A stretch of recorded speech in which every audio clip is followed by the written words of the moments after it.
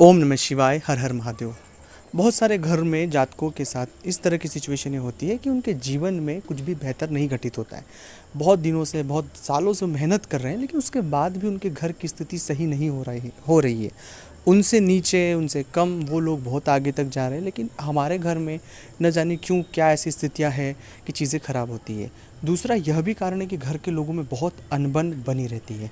तीसरा है कि कोई व्यक्ति घर में होता है जो इतना अपनी चलाता है चीज़ों को लेकर, अकल है नहीं, लेकिन उस घर को इस तरह से वो चलाना चाह रहा है कि सब, जैसे उन्हें सब कुछ चीज़ें आती हैं और वहाँ से चीज़ें ख़राब हो जाती है। घर में कई बार ऐसी सिचुएशनें भी बहुत से जातकों के यहाँ देखी है कि उनके घर में अनायास ही कोई ना कोई घटनाएं घटित होती रहती है। जैसे मान लीजिए कोई दुर्घटना हो गई, कोई विवाद हो गया, कोई ना कोई इस तरह का खर्च आ गया, कोई धोखाधड़ी हो गई, आग से हानि हो गई, मतलब नुकसान किसी भी चीज़ से कभी भी उनके यहाँ आते ही रहता है। यह सभी परिस्थितियाँ सामान्य स्थितियों में मैं नहीं कह रहा हूँ कि ये सामान्य रूप से छोटा मोटा नुकसान हमेशा होता रहे, लेकिन यह तो बहुत ज़्यादा ही हद तक हमें परेशान कर रहा है। मैं फिर कह रहा हूँ कि ये जितनी सारी स्थितियाँ मैंने आपके साथ साझा की कि कर रहा हूँ, ये सामान्य परिस्थितियों में कर रहा हूँ। और अगर जो परिस्थितियाँ मैं आपको बता रहा हूँ या आपसे जुड़ी हुई है, जिसमें आप इंक्लूड हो या आपके साथ ऐसा हो रहा है, आपके आसपास किसी व्यक्ति के साथ इस तरह की चीज़ें हो रही है, तो यह वीडियो आपको पूरा देखना चाहिए, क्योंकि यह परेशानी तो मेरा बताने का उद्देश्य था ही सही, जिससे आप समझ पाए, लेकिन समाधान सबसे बड़ी बात होती है कि यह परेशानी बहुत महीनों से, कई बार पीढ़ियों तक चलती है और व्यक्ति उन्हें समझ नहीं पाता है और बस उन हालातों में गुथ जाता है और वो निकल नहीं पाता है, बहुत परेशान हो जाता है, बहुत हताश हो जाता है, निराश हो जाता है, बहुत बार चीज़ें ख़राब हो जाती हैं। ऐसी परिस्थिति अगर किसी भी जातक के साथ है तो मूल रूप से उसे अपने घर में नियमित रामायण का पाठ करना शुरू करना चाहिए। अब मैं ये बात क्यों कह रहा हूँ रामायण का पाठ करने की? जहाँ रामायण का पाठ होता है वहाँ दरिद्रता का नाश होता है। दरअसल घर में बहुत ज़्यादा नकारात्मकता होने की वजह से बहुत ज़्यादा नेगेटिव वाइब्रेशन हमारे घर में हो जाता है।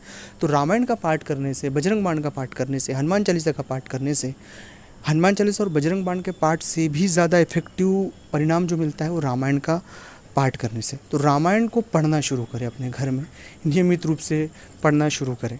अब जब आप रामायण पढ़ेंगे तो भगवान हनुमान जी महाराज उसे श्रवण करने आते हैं, और जब हनुमान जी महाराज श्रवण करने जिस घर में आते हैं तो वहाँ पर बहुत सारी परेशानियाँ स्वाभाविक रूप से ख़त्म हो जाती है। ये बहुत, मैं खुद अपने निजी तौर पर भी ये प्रयोग करता हूँ, रामायण का पाठ करता हूँ नियमित रूप से, तो यह बहुत बड़ा आपके साथ अनुभव साझा कर रहा हूँ मैं। तो ये हमेशा देखना, 7 दिन, 10 दिन, 11 दिन, 15 दिन, आपको 1 महीने के भीतर अपने घर में बहुत से बदलाव देखने को मिलेगा। पर नियमित धूप अगरबत्ती लगाकर श्रद्धापूर्वक आप रामायण को पढ़ना शुरू करें। दूसरा प्रयोग है कि जो भी जातक इस तरह के फेर में उलझे हुए हैं, आर्थिक फेर में उलझे हो, पारिवारिक फेर में उलझे हो, महिलाओं के तम प्रकार की परेशानियां होती हैं महिलाओं को अपनी, इस तरह के किसी भी फेर में अगर वो उलझे हुए हैं तो हर अमावस्या और पूर्णिमा को अपने घर में भगवान सत्यनारायण की कथा अनिवार्य रूप से कराएं, क्योंकि इस कलयुग के जो देवता है भगवान सत्यनारायण ही है। तो अगर आप उनकी कथा, पूजा अर्चना करेंगे तो मैं आपसे वादा करता हूँ कि बहुत जल्द आपके जीवन में एक सकारात्मक बदलाव देखने को मिलेगा। तो सत्यनारायण की कथा आपको अमावस्या और पूर्णिमा अनिवार्य रूप से करना ही चाहिए। तीसरा प्रयोग है कि अगर आपने मंत्र नहीं लिया है, मंत्र जप नहीं किया है, मंत्र जप नहीं है आपके पास, तो ज़रूर मंत्र जप करें।